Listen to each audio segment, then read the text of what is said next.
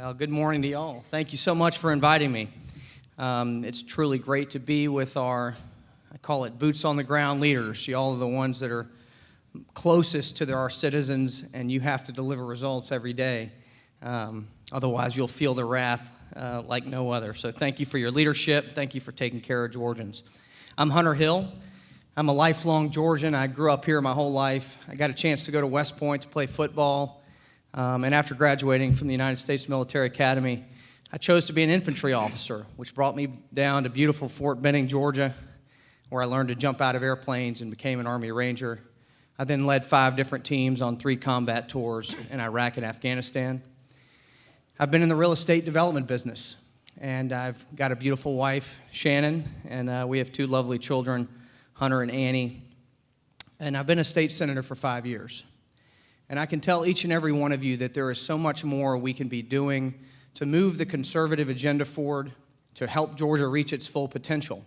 But it's not going to happen unless we elect a true conservative leader to be our next governor. Because the values that most Georgians believe in, less government, less taxes, more freedom, is not going to happen if we elect a career politician to be our next governor. I want to tell you about my vision, but also want to tell you where all this started for me. Many of you remember 1996 is when we were having the Olympic Games. For me, on July 1st of 1996, it was my first day at West Point. I remember giving my mom a hug, getting a new haircut, and a new set of uniforms. And by the end of that first day, we were marched out onto the plane, the Washington plane at West Point, and I raised my right hand. And I swore an oath to support and defend the Constitution against all enemies, foreign and domestic, and to bear true faith and allegiance to the same. And I can tell you that all 1,000 of us had no idea that only 5 years later we would be leading America's sons and daughters in the fight against Islamic terrorism in Afghanistan. After that time, I ended up leading 5 different teams on 3 combat tours. And having faced the enemies of our country, I can tell you Islamic terrorism will never bring our country to its knees. We are far too strong for that, and they are far too weak. But what will bring our country to its knees are weak, career politicians who undermine the values and principles that made us the greatest country in the world. And that, to me, is the fight of our time. You know, the oath that I just mentioned to you that I gave as a military officer is very similar to the oath that politicians give. The difference is that the military man is willing to risk their life to uphold their oath, and career politicians are not even willing to risk their own reelection to uphold their oath. So you have a scenario where the military man and woman is willing to stand up to Islamic terrorism, but the career politician is not willing to stand up to the lobbyists and the special interests to uphold their oath. So we have Republicans and Democrats in this room. And we recognize, or at least I recognize, this is not a party problem that we face. This is a career politician problem. So I didn't feel like politics is something that I chose. I feel like it happened to me over the course of my time. Over 8 years of service and 4 years at the military academy, I was just proud to serve and get to lead and candidly to play college football. But over the course of my service, especially in my 3rd tour in Afghanistan, as an implementer of national policy, I found that our leaders, our elected leaders, were letting us down by undermining the principles that made us great in terms of limited government, free enterprise, individual responsibility. And so I decided to get involved, and I've found in my tenure of service in the Senate, much of that is still going on, even with Republican leadership. So here is my vision for this state. It's not rocket science. It's to move us to a more limited and focused government that delivers results for taxpayers. I believe the size and scope of government has grown so big in our country that it's usurped the role of the church and the family, which has undermined our communities all over this state. Specifically, I think that we can create an economic boom. We're doing great in Georgia, but we can do better. So my plan for Georgia is really threefold. When businesses and capital and investment are looking to move into this state, they're looking at 3 things, basically. Number 1, what's your tax and regulatory environment like? What's your legal environment like? That's why I want to eliminate the Georgia state income tax. I know our great mayors and city council members on our southern border that are leading, Thomasville, Valdosta, and the other cities across our southern border understand that it's challenging to bring in new business along that southern border when folks can go just across the line and be in a no-income tax state. I've been to Dalton and to many of our cities on the northern border when they're challenged with trying to compete against Tennessee and Chattanooga with no income tax. So I want to work to allow our families to keep more of their hard-earned money and our businesses as well. We need to eliminate the income tax. Number two, the next thing businesses are looking at is what's your transportation network like? How do you move goods and services to market? Career politicians have undermined our investment in transportation over the last 40 years in our state.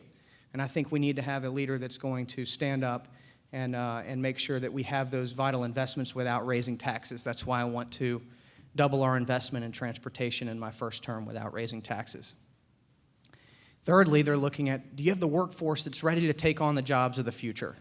To me, this is directly attributable to K-12 education in our technical schools. I think we're doing an outstanding job making that investment in technical college. I want to continue that. But K-12 education, we have let families down with a government-centric approach that's undermining the ingenuity and the excellence of teachers and parents, candidly. I want to empower families with the resources that are theirs anyway, that we're spending on education so that they have more choices and options in education. So that's my plan for Georgia. And, at the end of the day, this is about results. Every single one of you in this room has to deliver results. If you don't deliver results, you'll lose your job. If you're a small business owner and you don't deliver results, you'll go out of business. As an Army Ranger and in combat, I was trained to deliver results. And if I didn't, my men's lives would have been at risk. And in terms of my life experience, whether it's in business, in combat, and also as a state senator, I've been prepared to tackle the tough issues and fight for what I believe in, and then ultimately to move people towards a common goal. And that's what I will do as your governor. Thank you. Thank you. Mr. Bluestein, your first question. Georgia lawmakers are once again debating a plan to require online retailers with a certain amount of sales a year, about $250,000 in one bill, to collect and remit sales taxes. A state fiscal analysis suggests collecting those taxes could mean an extra $200 million a year for local governments. How do you view that plan? Well, this is completely in line with my plan to eliminate the income tax. Having a broad-based consumption tax is not only going to be good for the state of Georgia, it's going to be good for our cities and counties. We know that 70% of our economy is driven by consumption, yet we only currently tax about 30% of the activities that are consumptive-related. Taxing people's incomes is both burdensome, and it only brings in revenue on on Georgians, hardworking and honest Georgians. I mean, think about that. We have tons of wonderful visitors to our state. We have illegal immigrants. We have folks in the underground economy. By having a broad-based consumption tax, we spread out that base of taxation and tax everybody in our state. On the internet sales tax, that's got to be part of the solution. We've got to move our tax code into the 21st century. So when I'm talking about expanding a broad-based sales tax, internet sales tax is absolutely going to be brought onto the table. And so that's part of my plan to eliminate the income tax. Just about every governor has criticized the state's QBE education funding formula as outdated since it passed in 1985, but none has successfully been able to overhaul it. You've argued, among others, that it needs to be rewritten. How will that improve the state's K-12 education system? When we think of QBE formula, this is how we fund education. It needs to be student-centered. We need to expand choices and options for families. This is really a free market. It's an economic principle of competition. K-12 education has been government-run and sort of a closed monopoly. Only the top 1% have choice. That's not right.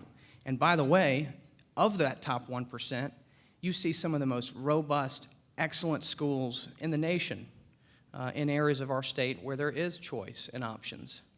Let's drive those choices and options down further, meaning expand them to more people in our state, as we empower families with those resources. Now, the QBE formula, there's three things I want to accomplish in terms of reforming it: making it more student-centered, allowing the money to follow the child. And then also, I do like our gold scholarship and tax credits that are available. Again, it's about expanding and expanding opportunities for our families. And then finally, we need equitable funding for charter schools. Having a robust balance of choices and options for our families will elevate K-12 and, I believe, move Georgia from our consistent lagging behind at consistently being rated 48th out of 50 or 47 out of 50. We've got to do something different. We can't, most of the candidates in the race are going to bring the same old government-centric solutions that have never worked. Let's try something different. Let's empower families. The economic principle of opportunity and choice has worked in almost every other industry. And just since I've got a few more seconds to clarify a point, if you look at all other government-facilitated services, food stamps, we don't have government-run commissaries. Healthcare, we don't make our Medicaid population just go to one hospital. We give them some choices and options. And so that's what I want to do for our people in education. Thank you so much. We appreciate your comments. You now have 2 minutes to give us your closing statement. Well, thank you for the opportunity to be with y'all. It's great to be with truly the boots-on-the-ground leaders across this state.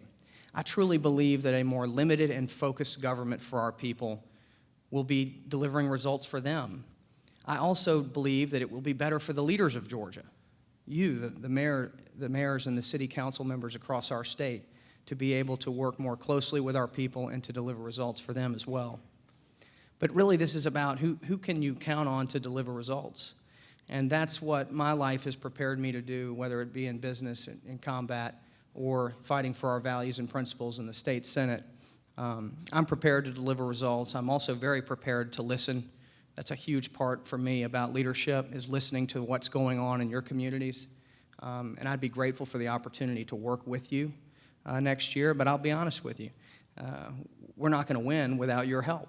And so I'd be grateful for those of you that appreciate the kind of values and the work ethic that I'm going to bring to the table.